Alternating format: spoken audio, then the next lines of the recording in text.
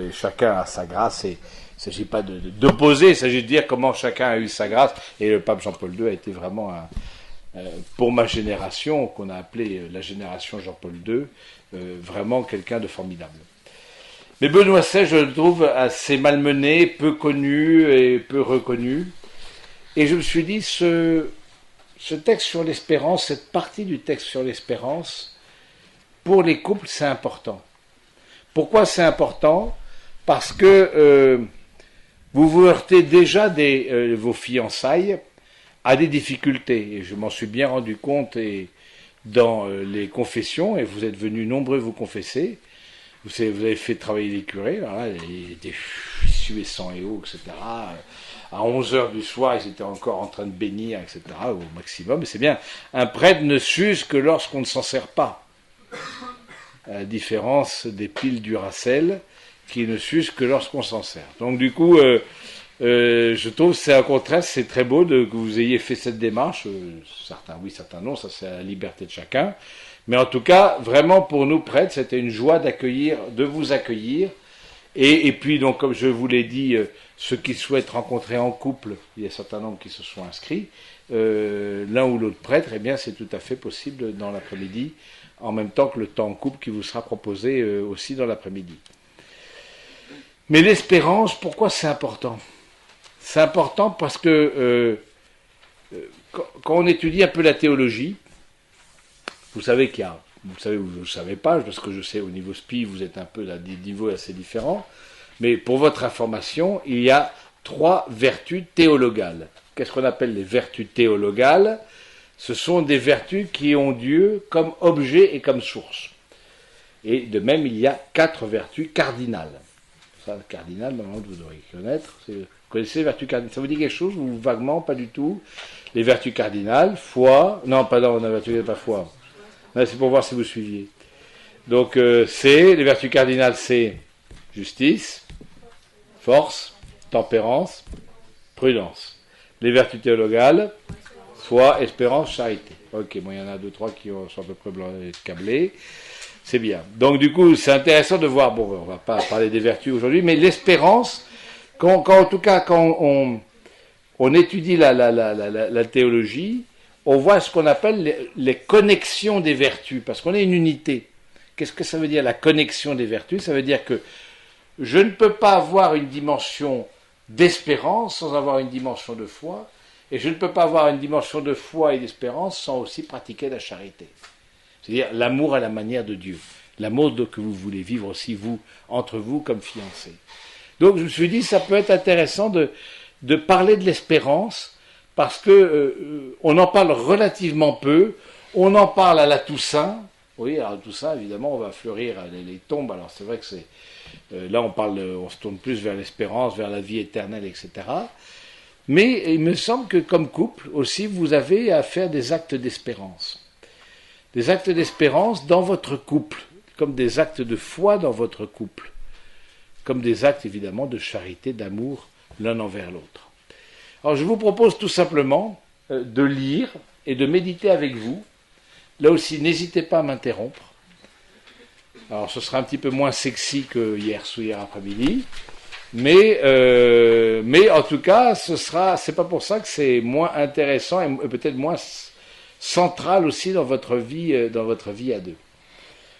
Donc un extrait de l'encyclique Spe Salvi. Alors juste pour ceux qui ne sont pas un peu au parfum, comment expliquer ? Dans l'Église, il y a ce qu'on appelle un magistère. Un magistère, ça veut dire quoi ? Un enseignement entre guillemets officiel. Et c'est ça qui nous sauve aussi, parce que du coup, être catholique, on sait ce que c'est. On peut être d'accord, pas d'accord, mais au moins on sait ce que c'est. Il y a d'autres, mais c'est pratiquement la seule religion où, de façon claire, nette et précise, on sait la position de l'Église qu'on pourrait appeler officielle. Par exemple, dans le pentecôtisme, qui sont aussi des chrétiens, les évangéliques, qui sont aussi des chrétiens, il n'y a pas de magistère. C'est-à-dire qu'il n'y a pas un compendium de pensée unifié sur lequel on se retrouve et sur lequel, eh bien, on dit oui, on va baser notre foi. C'est très à la, la fantaisie, ou certains diraient la liberté, si on est bienveillant ou pas, de chacun.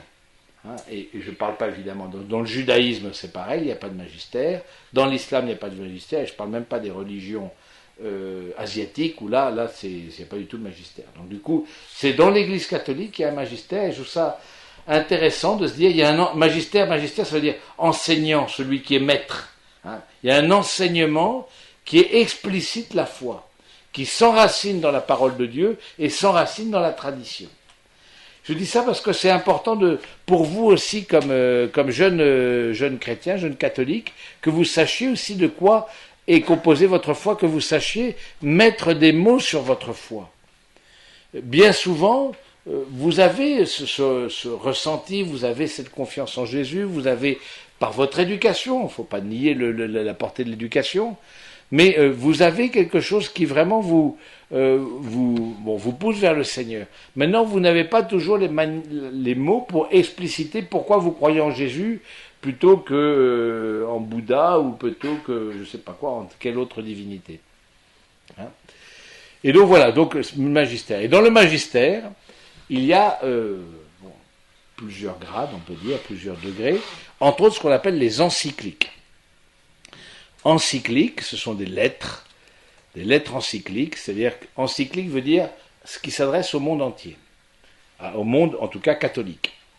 Et le pape Benoît XVI, dans sa deuxième encyclique, Spe Salvi, juste une question, ça c'est de la culture, hein, ça c'est même pas de la foi, c'est de la culture. Spe Salvi, c'est-à-dire que toute encyclique commence par 2 ou 3 mots en latin. Donc, vous voulez vous référez à une encyclique, ben voilà, vous dites, voilà, dans l'encyclique Spe Salvi, et il y a des numéros. C'est pas des pages, parce que les éditions sont différentes, donc c'est numéroté. Voilà, juste un peu pour un peu rappeler le contexte. Au numéro 36 de cette encyclique sur l'espérance, le pape Benoît XVI nous dit la chose suivante. Notre engagement, afin que le monde devienne un peu plus lumineux et un peu plus humain, est important. Rien que ça, oui, rien que cette parole-là. Au fond, est-ce qu'au fond, dans le sacrement du mariage, vous vous engagez aussi pour rendre le monde plus lumineux et plus humain? Et cela fait écho, vous vous souvenez, hier, dans l'échange des consentements et dans le dialogue entre les fiancés et le prêtre, cela fait écho à la dernière question, à la 5e question, que le prêtre vous posera si vous êtes dans les starting blocks pour le mariage. Il vous dira, êtes-vous prêt à prendre votre place dans l'Église et dans le monde? C'est-à-dire que votre amour va rayonner. Votre amour vous dépasse, va bien au-delà de vous-même.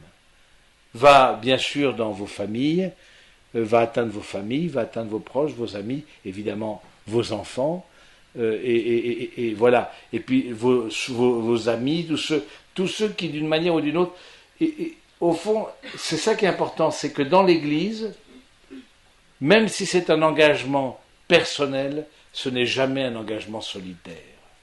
C'est-à-dire que on croit, c'est ce qu'on appelle la communion des saints. C'est-à-dire que nous croyons que je ne peux pas dire je sans dire tu, je ne peux pas dire tu sans dire nous. Et que ce que je vis retentit aussi sur les autres. De façon mystérieuse, parfois plus claire, mais en tout cas nous sommes une famille humaine. Alors qu'on voit bien que dans la modernité, nous sommes une juxtaposition d'individus. Ce n'est pas du tout la manière dont l'Église a de considérer l'humanité. Nous sommes famille humaine parce que nous avons un même Père. Donc c'est intéressant que vous-même vous disiez et vous preniez conscience que l'engagement que vous prendrez implique d'autres. Bon, bien sûr, éventuellement les enfants qui naîtront de votre union, mais déjà implique vos familles, implique vos amis, et puis bien d'autres. Et on voit bien combien aussi les séparations aussi retentissent dans bien d'autres sphères que le couple lui-même. Donc, notre engagement, et le mariage c'est un engagement, afin que le monde devienne un peu plus lumineux et plus humain, est important. Rien que cette phrase, vous voyez, vous dites, je m'engage pour rendre le monde, pour aimer, et en aimant mon conjoint, je rends le monde plus lumineux et plus humain. dans notre règle de vie, comme serviteur de Jésus et de Marie, on a un passage que j'aime beaucoup, qui dit la chose suivante. Pour rapprocher les hommes les uns des autres, nous choisissons de vivre en communauté.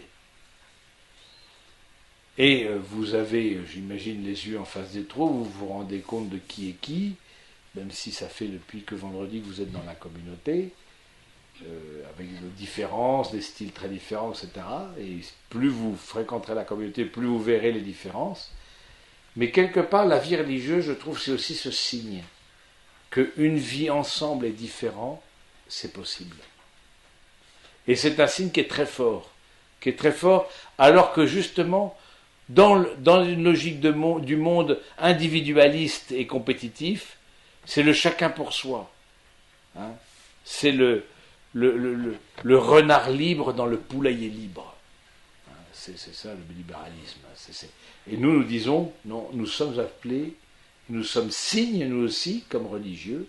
Et c'est pour ça que la parole du religieux est pertinente pour les couples.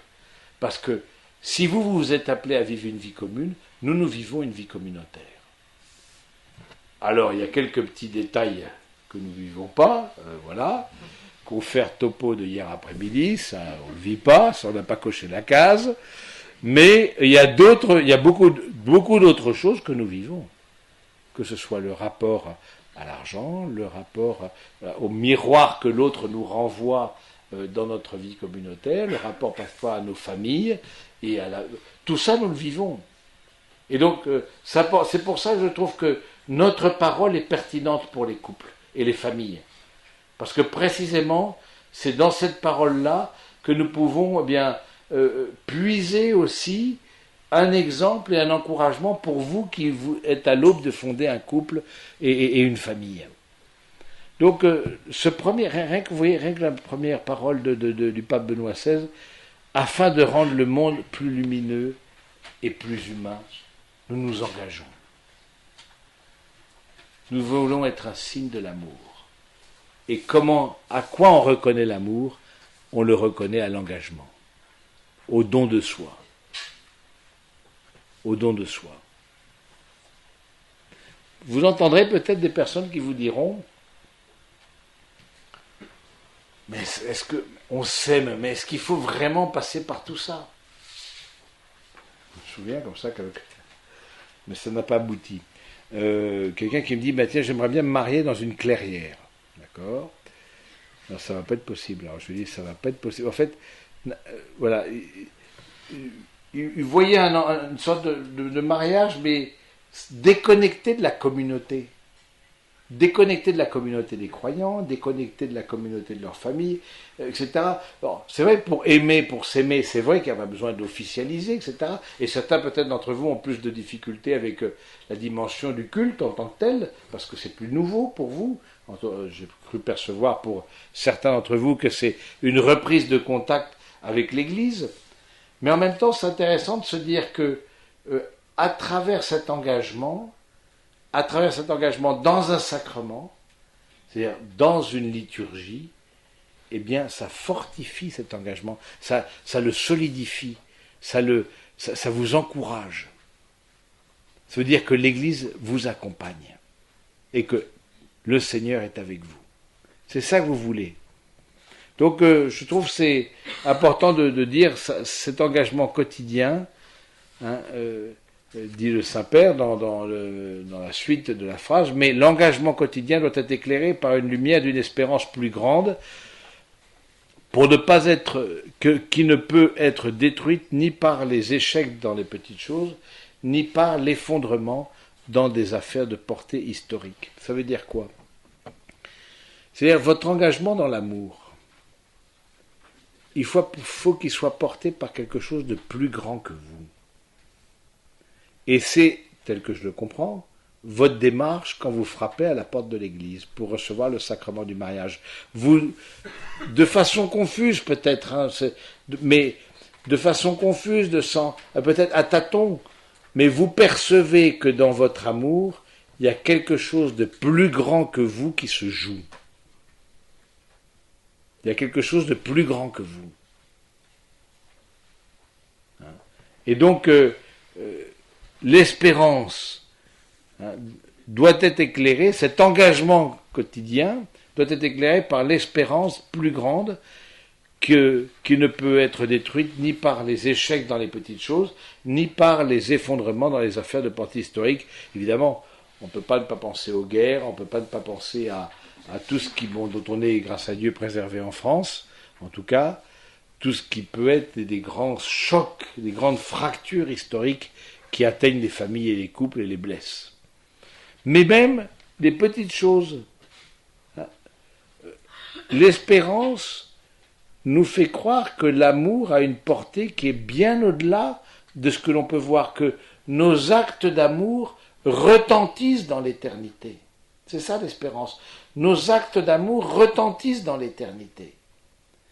Ça ne remplace pas le discernement. Ça ne remplace pas le fait de se poser des bonnes questions et de dire, voilà, tous nos problèmes vont trouver leur solution dans l'espérance. Pas du tout. Mais une fois qu'on a discerné, et on le sait bien, chaque couple a aussi son histoire et chaque couple vit aussi certains moments, en tout cas on a eu l'exemple hier soir de tempête que vivaient un certain nombre de couples, eh bien oui, nous croyons que l'espérance, c'est-à-dire de mettre notre confiance dans les promesses du Seigneur, eh bien cela nous amènera à aller plus loin que les tracas quotidiens, les échecs dans les petites choses et a fortiori dans les grandes fractures historiques. Si nous ne pouvons pas espérer plus que ce qui est effectivement accessible, ou espérer des autorités politiques et économiques, notre vie se réduit vite, bien vite, à une vie privée d'espérance. Oui, si on ne peut pas aller au-delà de ce que nous promet l'autre, ou de ce que nous promet la société, de ce que nous promettent les politiques, etc., etc., si on n'est pas porté par quelque chose de plus grand que nous-mêmes, et la définition du couple, c'est précisément ça, vous êtes porteur de quelque chose plus grand que vous-même. C'est ça le couple chrétien. C'est ça le sacrement. Vous êtes signe dans votre fragilité, pas parce que vous êtes parfait, mais vous êtes signe de quelque chose, et a fortiori de quelqu'un plus grand que vous-même. Vous voulez être signe. Dans la fragilité de votre oui, dans la fragilité de votre jeunesse, dans vos imperfections de caractère, mais vous voulez être signe. C'est ça la question. Est-ce que oui ou non vous voulez être signe? C'est capital pour la suite. Si vous ne voulez pas être signe, faites autre chose. Il y a des prestataires de services qui vous proposent des célébrations de mariage laïques, etc. C'est très bien. Mais ce n'est pas du tout sacramentel. Ce n'est pas du tout de l'ordre du signe. Eh bien, vous voulez, en effet, espérer davantage que ce que vous promet le monde. C'est pour ça qu'il y a une forme de belle ambition dans le mariage, parce que vous dites, et un beau témoignage aussi auprès de vos proches, nous prenons conscience de nos fragilités. Et hier, on a vu le couple qui a pris conscience de qu'il vous a dit, et puis qui s'est livré un peu, s'est mis, à nu devant vous, et qui vous a dit, on a du mal à vivre ensemble, on a parfois de la difficulté, etc. Mais c'est pas pour ça qu'on va baisser les bras. Dans 50 ans, tu me verras encore. Alors, c'est soit une bonne nouvelle, soit une mauvaise nouvelle, selon comment on envisage les choses, mais je trouvais ça beau, on ne demande pas une perfection. On s'engage pour y arriver, pas parce qu'on y est déjà arrivé. Vous voyez, dans la vie religieuse, par exemple, quand on professe les vœux de pauvreté, chasteté et obéissance, vous imaginez bien que quand on est jeune, c'est pas parce qu'on est déjà arrivé à la perfection de la pratique de ces vœux qu'on va professer la vie religieuse. De même pour le mariage.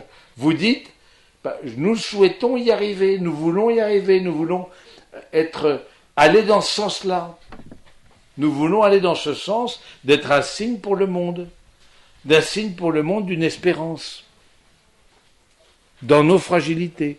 Du coup, prenez bien conscience que, au-delà de vous-même, beaucoup de personnes aussi ont les yeux rivés sur vous, dans le sens de beaucoup aussi ont une attention particulière à vous, parce que ce soit vos amis, que ce soit vos familles, vos proches, etc., ben, il y en a beaucoup qui ont les... Et quand on invite, par exemple, à la cérémonie du mariage, ben, la cérémonie du mariage, c'est ça, c'est dire, devant la communauté qui est là rassemblée, devant l'Église, devant le ministre qui reçoit vos consentements, ben, nous voulons être signe dans la fragilité de nos humanités, dans notre jeunesse, dans nos imperfections, mais aussi dans notre confiance. Nous voulons faire confiance. C'est ça la différence entre un croyant et un non-croyant. Le croyant fait confiance. Il n'est pas meilleur que l'autre. Il fait confiance. Le croyant n'est jamais seul.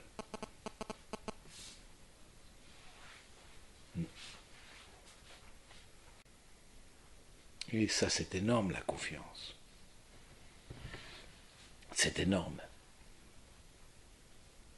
C'est presque synonyme de l'amour.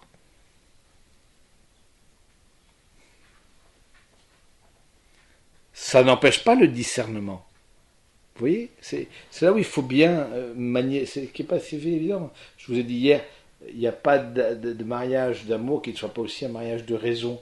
Ça n'empêche pas le discernement. Et en théologie, si vous travaillez un peu la théologie, on vous dit, la grâce ne remplace pas la nature. C'est-à-dire, si au plan naturel, au plan des caractères, il y a trop de difficultés à vivre ensemble, c'est pas le mariage qui va vous résoudre les difficultés à vivre ensemble. Mais si déjà au plan de la nature, il y a une certaine facilité à vivre ensemble, une certaine harmonie, une certaine communion, je veux dire, assez spontanée, assez simple, oui, la foi va vous aider à dépasser les épreuves et à vous porter dans l'espérance.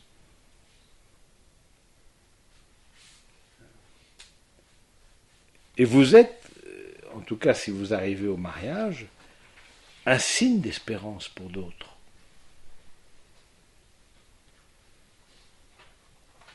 Que aimer sur le long cours, c'est possible.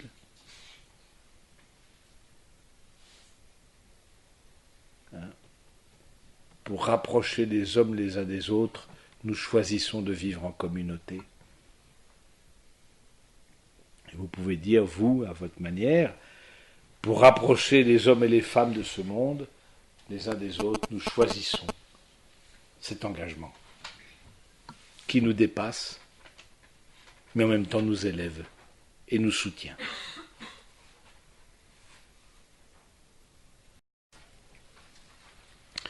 Il est important de savoir ceci.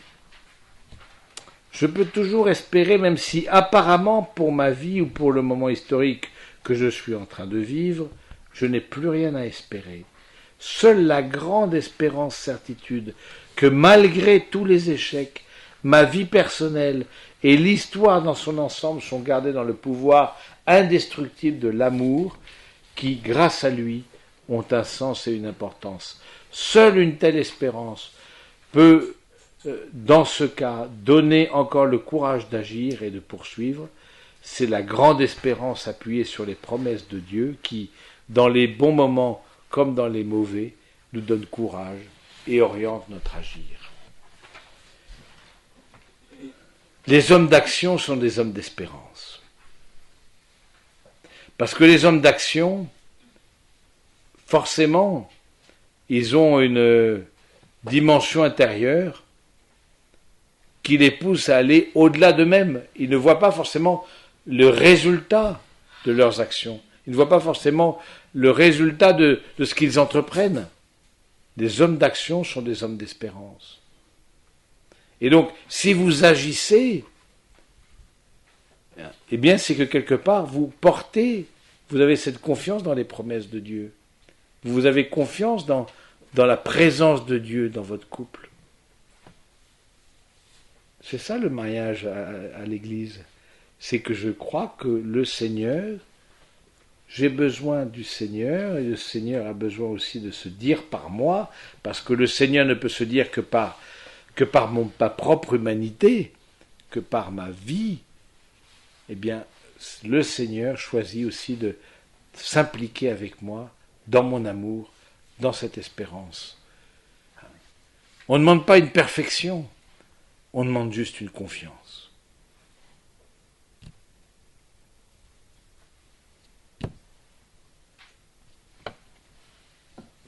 C'est autre chose. La vie chrétienne, c'est autre chose. C'est la confiance.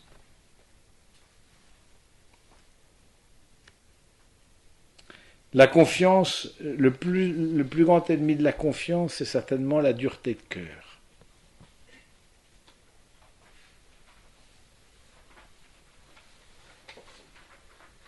La dureté de cœur qui fait que je ne m'ouvre pas à l'autre, que je laisse l'autre seul dans ses désirs.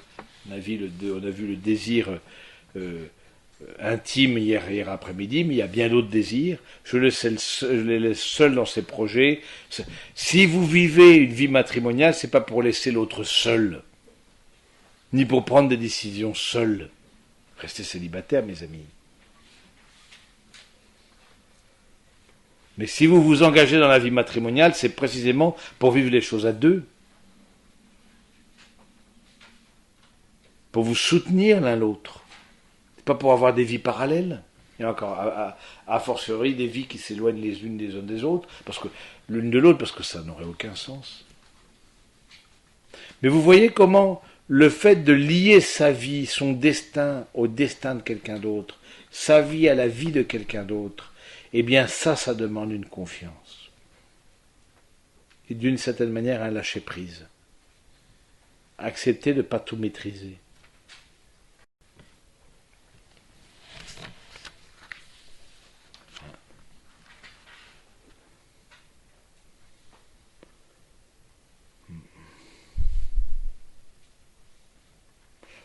C'est beau cette parole-là du pape Benoît, c'est ce qu'il dit. Seule la grande espérance, certitude que malgré tous les échecs, ma vie personnelle et l'histoire dans son ensemble sont gardées dans le pouvoir indestructible de l'amour qui, grâce à lui, ont un sens et une importance.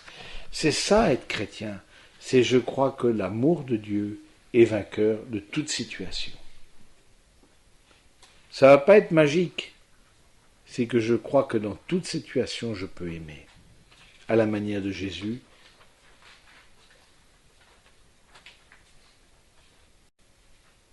Alors ça demande d'élargir le cœur, bien sûr. Ça demande d'élargir le cœur. Et ce qui s'oppose, comme je vous l'ai dit, le plus à ça, c'est la dureté de cœur, c'est le raidissement, c'est la colère, c'est l'orgueil, c'est la volonté d'avoir raison, c'est tout ça qui s'oppose. D'avoir le dernier mot, volonté de dominer. Et tout ça, c'est en nous, en vous, en moi. Je veux dire, on est fait de la même pâte humaine.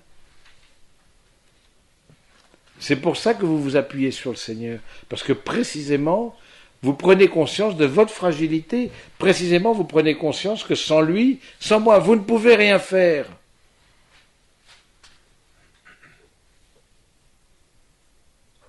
Livrés à nous-mêmes, nous sommes capables du pire. Bien sûr. Livrés à nos psychologies blessées, nous sommes capables du pire.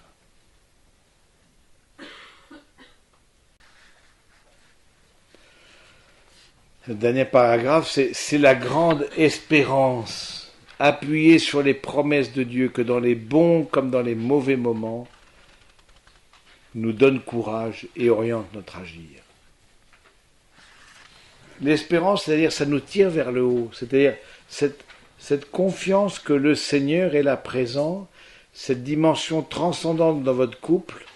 Si vous frappez à la porte de l'Église catholique, si vous avez un désir d'une transcendance, plus ou moins confus, plus ou moins clair, encore une fois, j'ai vu que vous êtes en chemin. Moi aussi, je suis en chemin. Ne croyez pas que je sois arrivé. Moi aussi, je suis en chemin. Mais vous avez de façon plus ou moins confuse, comme à tâtons, cette expérience, cette certitude que, voilà, les promesses de Dieu, le Seigneur va tirer votre couple vers le haut. D'où l'importance de la prière en couple. Et je sais bien que c'est compliqué. Et je sais bien que c'est compliqué, d'autant plus si entre vous deux, au niveau spi, vous n'êtes pas câblés pareil. Il y en a au niveau spi, voilà, il y en a l'un qui a fait plus d'expériences spirituelles, il y en a qui a l'un ou l'autre, l'une ou l'autre, voilà, qui sont plus un peu, bon voilà, au taquet, quoi. Et d'autres qui sont moins au taquet, bon voilà, bon ben. Mais en même temps, je trouve, en tant que tel, c'est pas forcément une difficulté. Juste un petit point, si on est seul à porter la foi dans le couple et a fortiori dans la famille, eh bien, cette expérience de solitude ne fait que s'accroître. Si on ne peut pas le partager avec l'autre. On ne demande pas à l'autre d'être, entre guillemets, au même niveau. Entre guillemets, si on peut parler de niveau, c'est mal exprimé, mais vous comprenez ce que je veux dire. On ne peut pas demander à l'autre d'être au même, peut-être, engagement au niveau spirituel. Au moins, ce qu'on peut lui demander, c'est de ne pas mettre d'obstacles. L'idéal, quand c'est possible, c'est que vous partagiez ensemble la vie spirituelle. Que vous partagiez cet amour de Dieu. Ensemble. Que vous vous remettiez sous le regard du Seigneur, qui, comme le dit très bien le pape Benoît XVI, bien, dans les bons comme dans les mauvais moments, ça nous donne courage pour agir. Et ça nous oriente. Ça nous donne un sens. C'est la dernière phrase du premier paragraphe.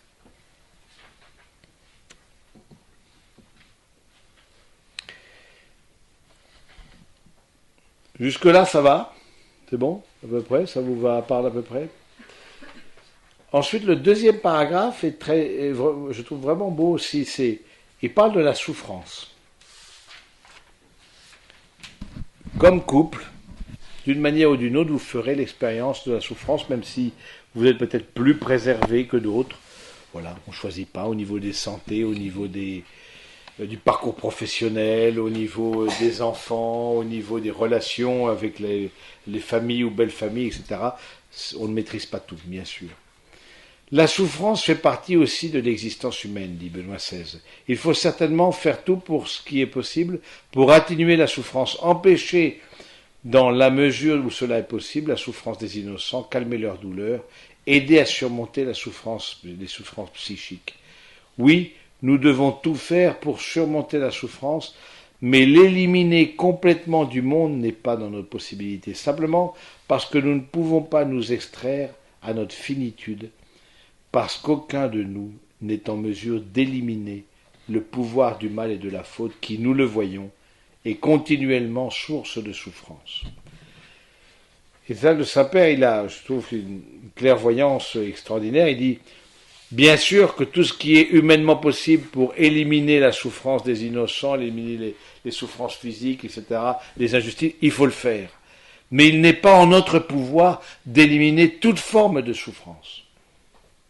Il n'est pas en notre pouvoir. Que d'une manière ou d'une autre,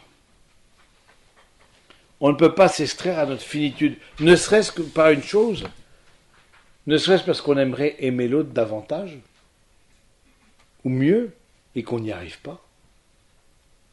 Et donc du coup, forcément, on en ressent une blessure. On en ressent une insatisfaction, tout au moins.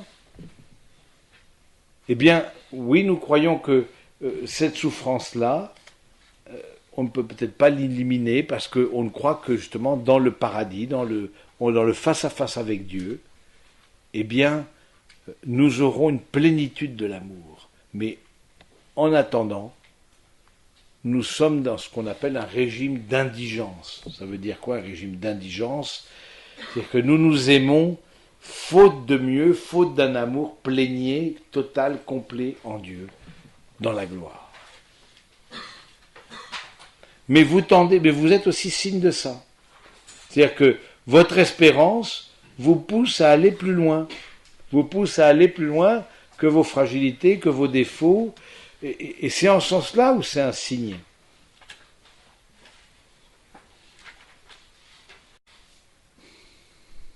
Dieu seul pourrait le réaliser. Seul un Dieu qui personnellement, dans l'histoire, en se faisant homme et qui y souffre, nous savons que ce Dieu existe et donc que ce pouvoir nous enlève le péché du monde, est présent dans le monde.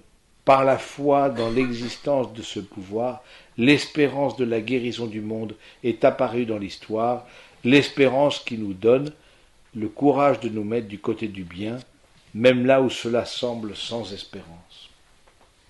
Vous voyez, l'espérance, c'est ça, c'est avoir cette confiance que quand j'aime, même si ça peut paraître vain, même si ça peut paraître inutile, quand je rentre dans un acte d'amour désintéressé, quand je rentre dans un acte d'amour de l'autre, dans la vie matrimoniale en particulier, eh bien, cet acte d'amour porte du fruit, et un fruit qui demeure.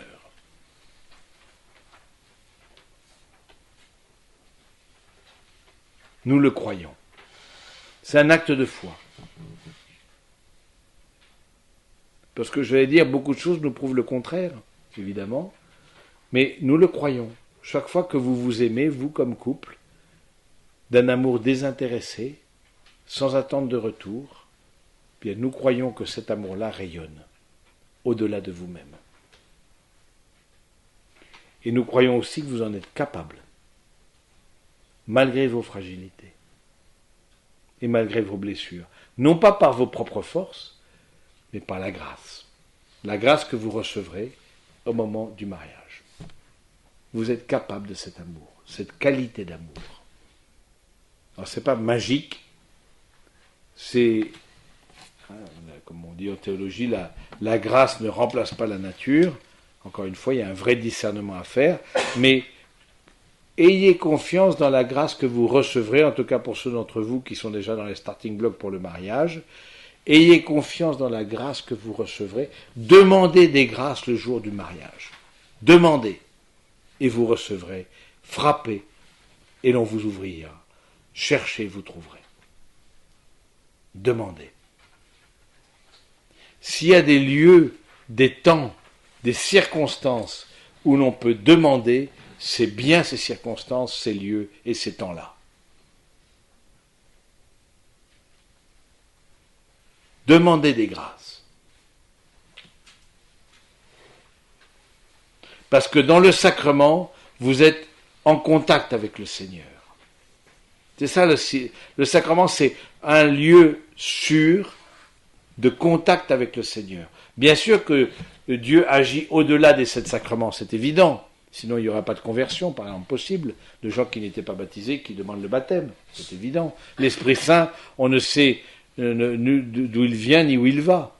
Mais nous croyons, nous, comme chrétiens et spécifiquement comme catholiques, que dans les sacrements, Dieu se donne de façon certaine. Et quand Dieu se donne de façon certaine, sa grâce est au rendez-vous. Demandez.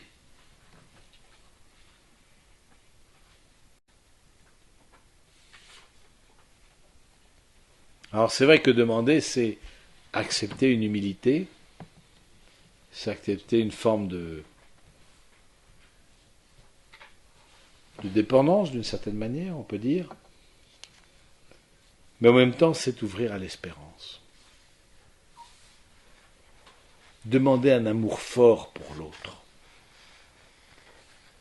Plus fort que ses défauts, plus fort que les vôtres. Demandez.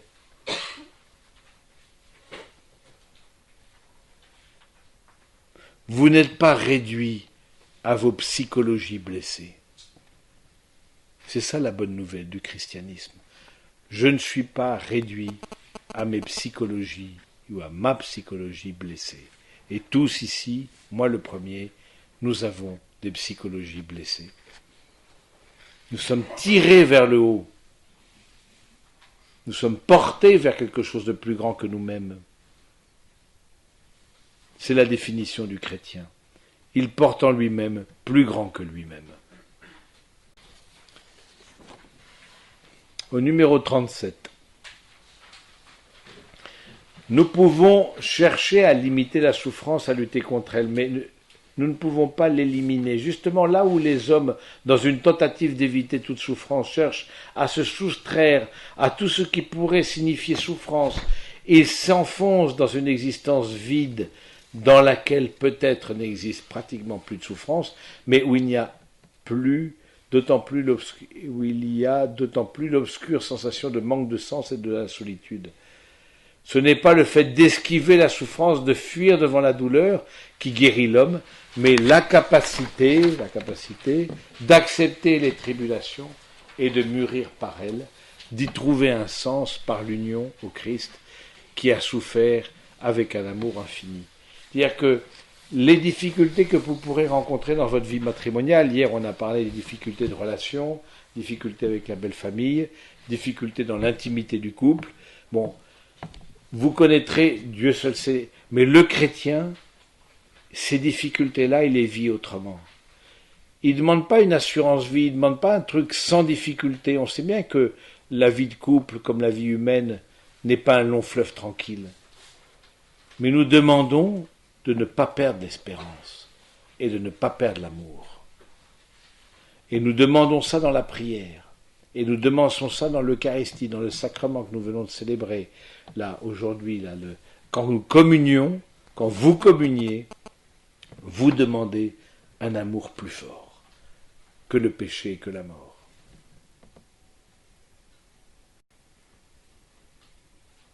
Et c'est possible. Les saints nous donnent l'exemple d'un amour plus fort.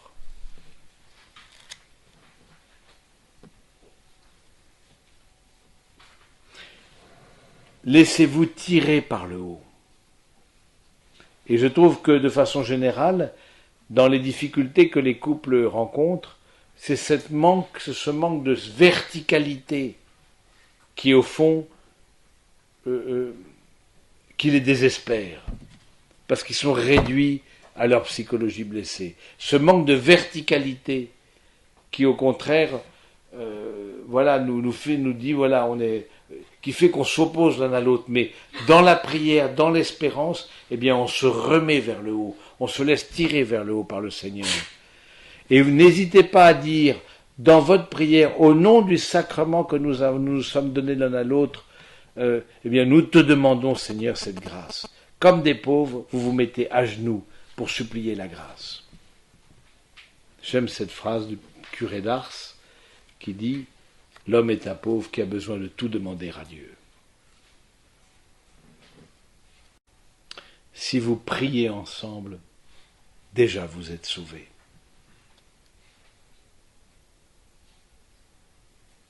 Vous pouvez avoir 1000 imperfections.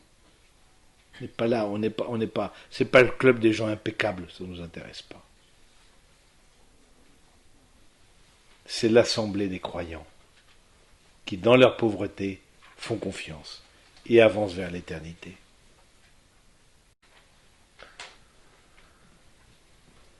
Je vais à l'avant-dernier paragraphe qui commence par « Et enfin, le oui à l'amour est une source de souffrance parce que l'amour existe toujours une sortie de moi, de mon moi, où je me laisse émonder. » Émonder, c'est-à-dire, vous voyez ce que je veux dire, émonder, hein, blesser.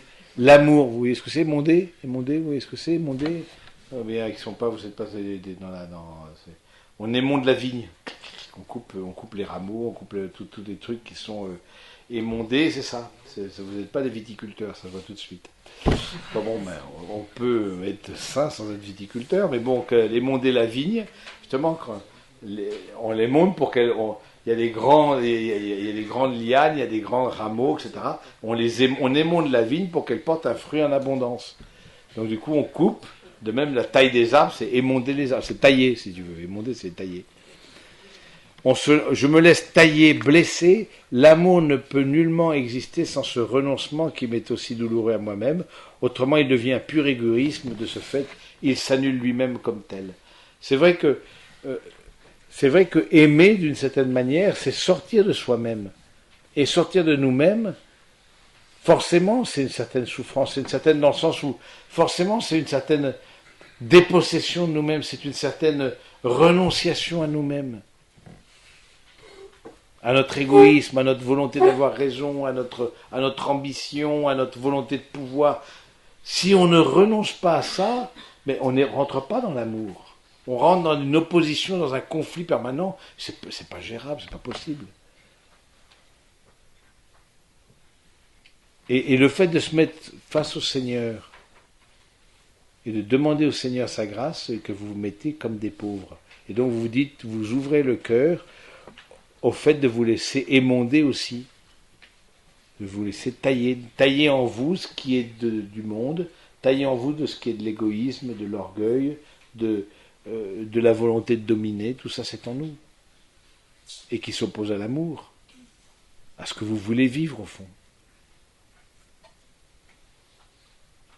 Au fond, vous rentrez dans un combat spirituel. Contre nous-mêmes d'abord.